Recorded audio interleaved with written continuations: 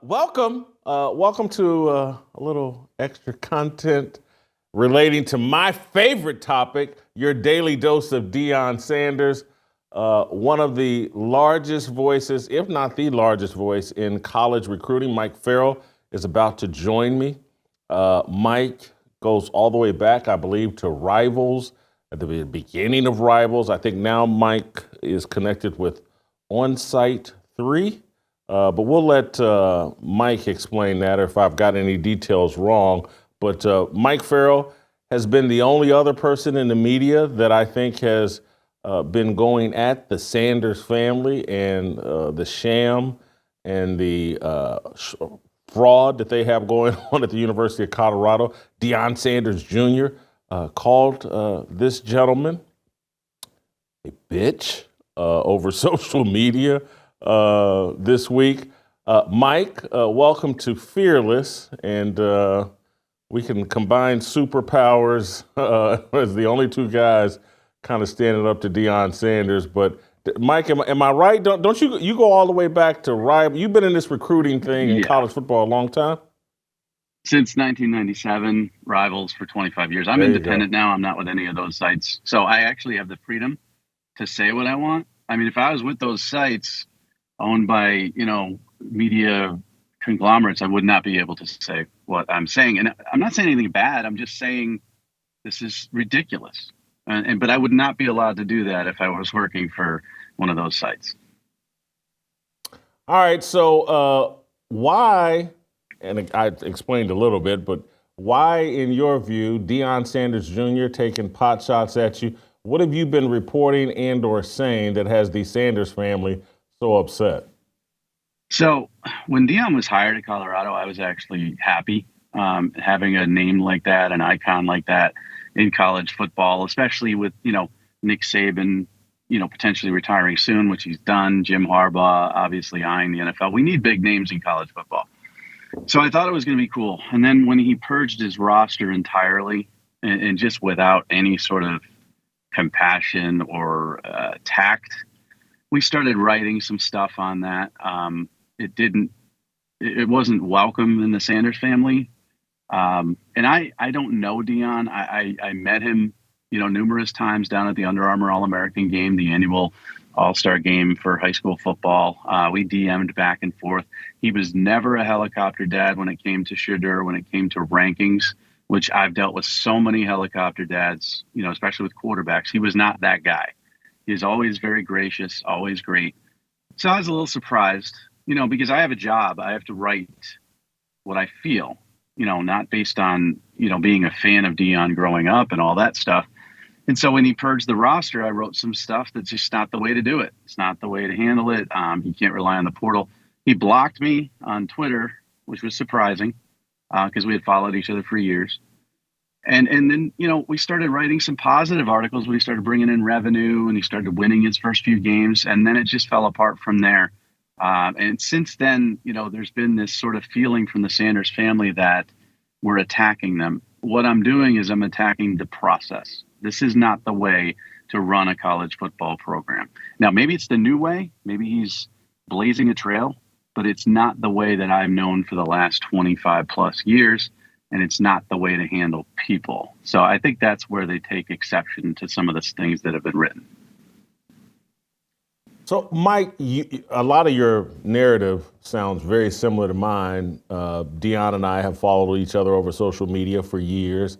I've actually interacted with Deion throughout his playing career and broadcasting career and all that. And then eventually, because of my questions about the way he's running the Colorado football program, he's blocked me as well. And so I can relate to all that. Here's a legitimate question I ask myself, Mike, and you kind of brought it up yourself. Like, is what he's doing, is this the new way? Is college football basically Power 5 college football? Is it basically junior college football or AAU football? And this kind of roster turnover and everybody just in it for the money and no compassion for the kids. Maybe that is the new way, and he's going to be successful at it, and you and I will have egg on our face. Maybe. Um, it's traditionally you have to build a culture and you have to build from the ground up. Now, the transfer portal has been a tremendous supplement to high school football recruiting. And maybe in 5 years from now, 10 years from now, we're going to just see all portal stuff. You're going to let other people recruit kids. Don't worry about that. And you'll just steal them in the portal or just pull up from FCS, group of five, let them do all the hard work or just trade players. I don't know what's going to happen. I just know that if you're going to purge your roster, do it, with a little bit more aplomb, graciousness. If that's the new way, great. I don't think it is. I really don't believe that you can build that way.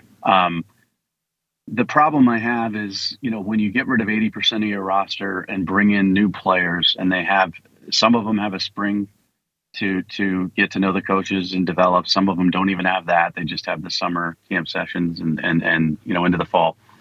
You're not going to get continuity. You're going to have problems. Nobody's going to know each other. No one's going to have chemistry with each other. And that's what we saw on the offensive line last year. And it's what we're going to see on the offensive line this year, too. I mean, he's got 5 new offensive line starters. You can't do that every year. There's also not really a culture being established where the guys who have been there for a while can tell the younger guys what's going on. At Alabama and Georgia, 2 great examples of teams that have won multiple national championships, Clemson as well. You go and the Brock Bowers of the world play as a freshman, and then they develop into sophomores and juniors, and then they move off to the NFL. But they pass along that guidance and wisdom to the younger guys. There's really not that ability to occur in Colorado if you're just bringing in new guys every year. So to me, it can't work. And I don't think he's in it for the long haul. And I think that's the main reason this is being done.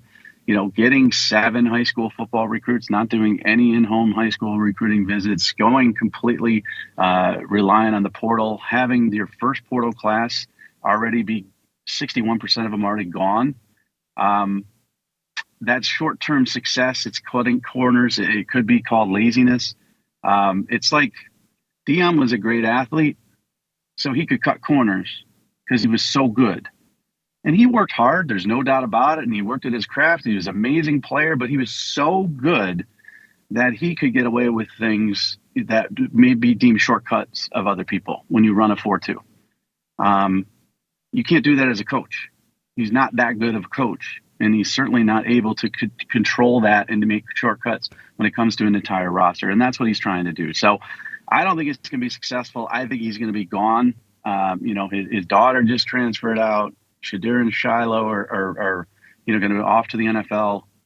He says he's going to stay there for 5 to 10 more years, health willing.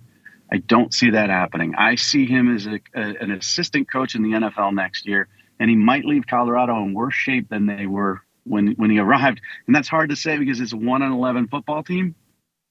But this is this whole thing could be set on fire. I mean, you have no foundation of high school football recruiting. If he does leave, you're not going to have anybody who wants to stick around there and play, and you have to start over again. So maybe he leaves with a 7-5 or 8-4 record after this season, but it's in worse shape than when he got there, and that's my fear for the Colorado football fans, not the Deion fans. And there's a distinct difference between Deion fans and Colorado football fans. Mike, man, you just said a mouthful, a lot of very interesting things. I want to go through them quickly. What's your response to those that are listening and says, hey, everybody's turned over their roster and you're just picking on Deion and everybody's doing this now? What's your response to that? They're supplementing their roster. Nobody has purged their roster.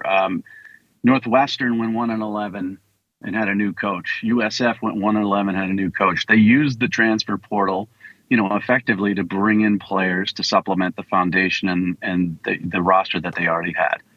Ole Miss uses the portal very aggressively. Lane Kiffin does as well. But when you look at the numbers compared to, Colorado, they aren't even close. Ole Miss had small recruiting classes over the last 2 years. But when you're talking about 7 kids in a high school football recruiting class, 7 to 8, it's just it's different. So Deion is relying on, and this is just math I'm making up in my head, he's relying on roughly 80% of his roster to be driven through the portal. The next closest team, and this again, not perfect math, by my estimation, is probably Ole Miss. You can point to Florida State and the success that they had with all the transfer guys and things like that at 30%. It's a huge discrepancy. And when you say, oh, well, Mike Norvell did it and look at his team, all these guys, Jordan Travis was a transfer, Keon Coleman was a transfer, Trey Benson, on and on. Everybody was a transfer that was a big impact player on the defensive side of the ball. Jaden Verse, Fisk. Yeah, I get that. And it worked. But then they all quit. When they didn't make the playoff, they just all, quit and lost 63-3 because they all bailed because they were in it for, themselves. And I'm not saying they're all selfish players, but I'm saying there's not a foundation. Georgia didn't make the playoff this year. Everybody played. Bowers was injured. He probably would have played. It's just culture is so important. So people say, yeah, everybody's doing it. Not to this level. Everybody's doing it. If you're not using the portal, you're an idiot. But if you're using the portal for 80% of your roster every year, and that's what we've seen so far, that's not smart either. So here's the thing that people aren't talking about that you would be in tune with. The coaching staff turnover. Deion had these two big name, very experienced offensive and defensive coordinators. The offensive coordinator is now the head coach at San Diego State, even though he got demoted midway through. That tells you what football people think about Deion's decision making. You can still get a head coaching job. And then the defensive coordinator, I believe, has left as well. These are after 1 year. And then the offensive line coach, they had a super experienced guy. Now they're going to have someone first time, I believe, in charge of the offensive line. The coaching turnover is going to eat them up as well, in my opinion. Yeah, and that was honestly expected by a lot of people, in the know, who knew that he was gonna put together a staff. A lot of guys. Sean Lewis left a group of 5 head coaching job to go be the offensive coordinator at Colorado, and then he was demoted. And a lot of people internally felt the demotion was because of Shedeur. Not that Shedeur said demote him, but it's because the offense wasn't being run through Shedeur as much as they wanted to. The offensive line wasn't protecting Shedeur as much as they wanted to. The thing that puzzles me, and there are a few coaches there, no one's going to say anything bad publicly. And that's what upsets me, and that's why Bucky went at me, because Deion does say things publicly. It's like, are you worried about how many transfers you're losing? What are we losing? We're losing nothing. You don't have to say stuff like that. You could just say, we had a lot of players that we felt would be, it would be smart for them to stay and progress through us. And there were a lot of guys that we felt weren't ready for the roster. And anything you could say is just better than what they're saying. You can't call a former transfer a mid like Shedeur did. Like, there's a way to handle things. So a lot of those coaches that left there thanked Deion out the door publicly. Privately, it wasn't pretty.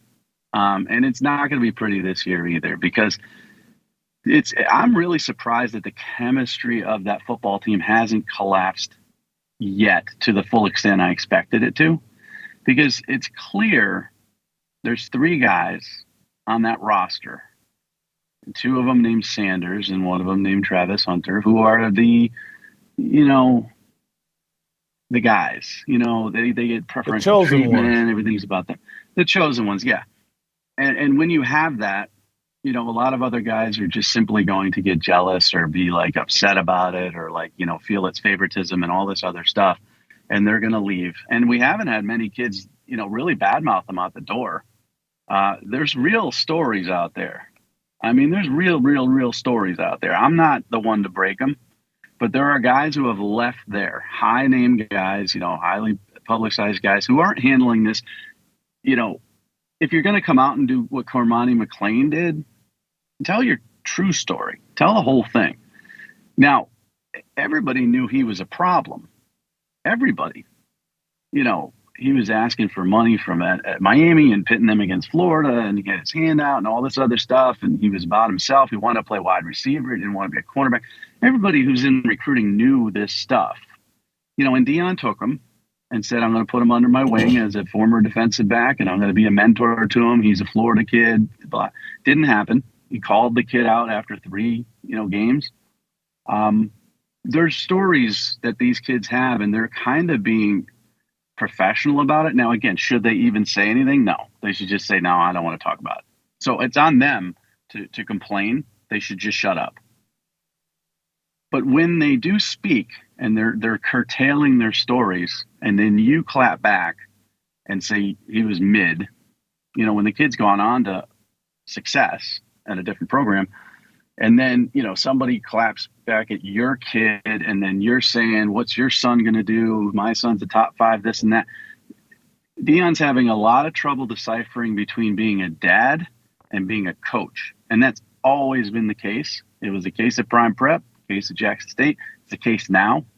And that's a real problem. So I just think the way it's being handled, the coaching turnover, the player roster turnover, we're going to see a lot more of this. Like, even when he's gone, which I think is after this year, there's going to be stories about this for the next 5-10 years, because Deion is an icon, and he is a amazing football player, amazing personality, amazing revenue generator. But he's also Deion, and Deion, the player who is flashy and narcissistic and cocky, that doesn't work as a coach. It just doesn't. Name a coach that's like that. There aren't any. Mike, we're going to have to stay connected, because there's a documentary to be done. This is the Fire Festival of college football. Well, and just like, I don't know if you're familiar with Fire Festival, the Netflix thing about Ja Rule and some concert they were trying to put on some island. It's very popular. And that's what's going to happen. When this ends, people are going to come out and tell their stories, and people are going to be like, holy cow, that happened? And I'll tell you how, and this is the last thing because I know your time is short, but the biggest example of why I think we're right is the attendance at this spring game. They announced 28,000. The pictures to me look like 14, 15,000, but we'll let them have their 28,000. And what that is an indication of, because Deion had the whole thing sold out, and it was 48,000. Look at all the excitement Deion has created. And what I had guys telling me during the year, like one of the biggest complaints was, hey man, Deion doesn't care about Colorado and Colorado culture and any of the guys that were here beforehand, who won a national title even and had a dominant program in the 90s. Deion cares about none of that. They don't sing the fight song. It's not about Colorado. And that's why when I looked up at the spring game and saw like, no one, because they're not really connected to the community. And this whole trying to turn Boulder into prime time Colorado is not a great play for the long haul. And so the disconnect, I think, between longtime fans, former players, alums and all that, that's why when this ends, it's going to be really ugly, because people got a lot to say. And they are going to be, I really truly believe they're going to be in worse shape than when he left, than when he arrived. But it's great if you want to bring your kids to the Power 4 level and promote them and move on. I mean, because who else is going to give you that opportunity to do that? Florida State? No. He was mentioned for other jobs, Auburn and things like that. No. Colorado's a perfect place for Deion. And the Colorado fans, they got a pretty good fan base. It's not big. But the Colorado fans some of them don't like this. Some of them are confused. I don't know what to like. Some of them love it. But the Deion fans are different. And the Deion fans will only last as long as Deion's there. When he's gone, not one of them is going to care about Colorado football or Ralphie or the mascot. Nothing. And this program will go into absolute nothingness. Now, in Deion's defense, the reason they're in the Big 12 is because of Deion Sanders. The reason you and I are talking about Colorado is because of Deion Sanders. The reason revenue is so much higher than it was is because of Deion Sanders. So if you're looking for a guy to inject life into your program and bring in revenue, you found your guy. And he saved Colorado football in many ways because they weren't the first choice of the Big 12 until he arrived. But he's also going to leave it in really bad shape. So that's where we're at here. If I'm a Colorado fan, if I was a diehard Colorado fan and Deion was named the coach, I would be so excited at first. And now it'd be like, oh, what do I do? I don't know what to do. Like, I want him to win, but I don't know. So I love Deion. I was a Cowboys fan. I always have been a Cowboys fan. When Deion was on the Cowboys, I loved it. Loved life. When he's a 49er, I hated him. You know? And when he was in Atlanta, I didn't care because he was great, but the team wasn't. Like Deion, you love him if he's on your side, but when he's not, it's going to all fall apart, and that's what's going to happen in Colorado. Mike, thank you so much for being bold. I have to acknowledge this. It's easier for me because of my skin tone, and it's only slightly easier. But what you're doing is high risk, and you run the risk, oh, he's racist, he's this, he's that. You're actually just being a journalist and serving sports fans, and I certainly appreciate it and respect what you're doing. Thank you for making the time today. All right, no problem. All right, that's Mike Farrell, an expert on college football. He's like a calm version of Coach JB. Jason Brown. Anyway, that was great. Thank you, Mike. I hope you guys enjoyed it. We need to thank Patriot Mobile for making this possible. Switch to Patriot Mobile.